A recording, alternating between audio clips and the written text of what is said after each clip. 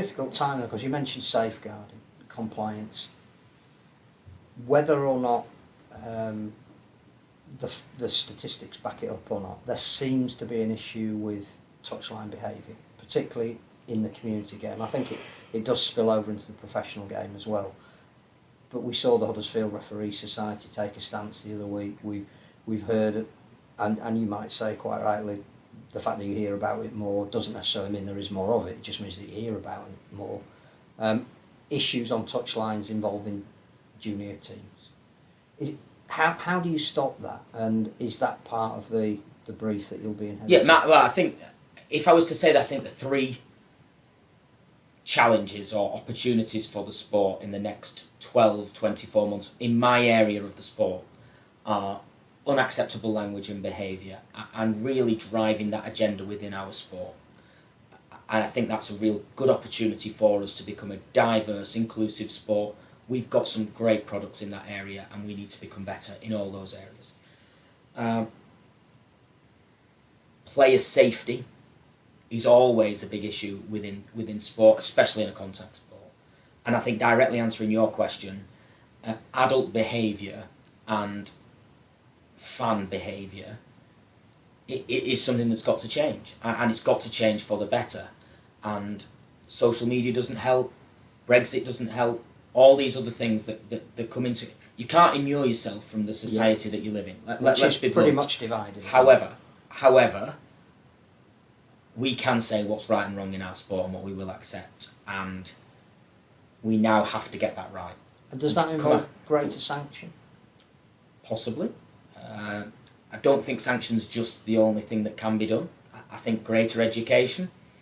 And by greater sanction, I don't necessarily mean larger fines, no. Perhaps more serious sanctions, different solutions. I think some of this has to be different solutions. Clearly a tannoy announcement that is now laughed at is probably not sufficient to deal with a growing issue.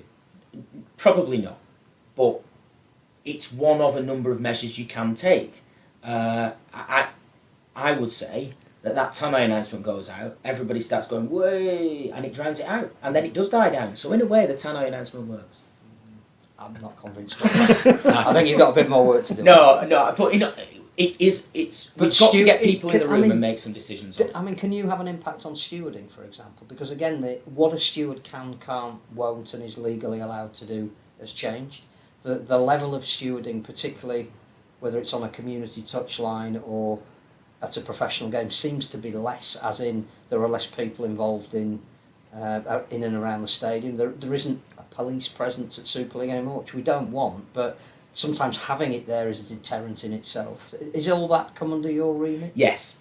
So we have got meetings with ground safety officers. There is a group, the ground safety officers group. We're meeting with them later in the year to plan for next year. We're meeting with the chief execs of clubs. I mean, ultimately, this isn't an area that the RFL can resolve on its own. No. It's down to its clubs, its players, its volunteers to get in a room and come up with some solutions. I don't profess to have all the answers. I just know that the reality is that adult behaviour post-lockdown is at an all-time low.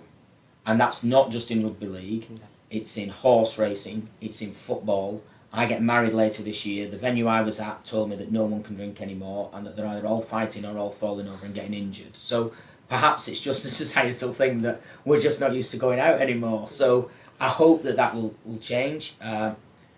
We'll do our best to make it change, but we don't have all the answers, and it's not down to the governing body to come up with all those answers, because the clubs deliver weekly events and they are in charge of their own grounds, they have their own businesses, and so we can't come up with something that they say just doesn't work. We have to make sure it does cost too much, because they've got books to balance in a very difficult economic time as well. So you could say we need to have 7,000. No, I accept that, but our clubs work extremely hard. Our clubs work extremely hard to make game day a good experience. They're not suddenly sitting on their hands and saying, we're not bothered about this. They know it's an issue and they want to do things better, and have probably worked harder in the last 18 months to deliver behind closed doors games than they've ever worked. And I know that from speaking to some of the most overworked and underpaid people at those clubs that just say, we're trying our best. Presumably you've got the same issue with social media as well, because if the social media companies won't regulate in the way that most people think that they should, when people are saying or posting things that actually you think should be taken down, there's not a lot you can do to an individual and or somebody who professes to support a particular club that is putting out stuff that ideally you wouldn't want out there. No, sadly not. But is that and an we area have to work, you'll look at? We will, and we'll have to look at how we engage on those mediums.